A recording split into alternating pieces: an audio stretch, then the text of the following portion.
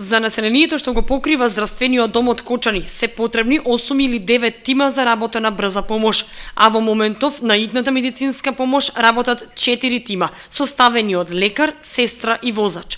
Недостасуваат уште толку за да може брзата помош да одговори на потребите на сите граѓани што ги покрива. По нова година очекуваат да се формира уште една екипа за потребите на итната помош, а со таа екипа повторно нема да бидат комплетирани, истакна директорот на здравствениот дом Иван Спанчевски.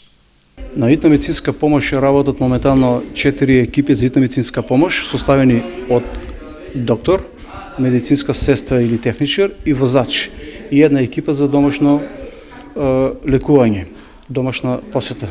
Од февруари се надеваме да дојде уште една докторка, така да тимот ќе премине, ќе имаме 5 екипи за итна медицинска помош. Не е доволно, меѓутоа ќе се трудиме во иднина тој број да се зголеми, бидејќи спрема некои истражувања и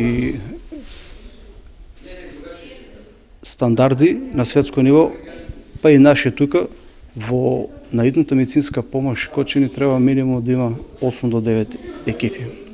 Што се однесува до опремата, итната медицинска помош располага со 2 нови возила со софистицирана опрема и 2 стари кои се во добра зачувана состојба.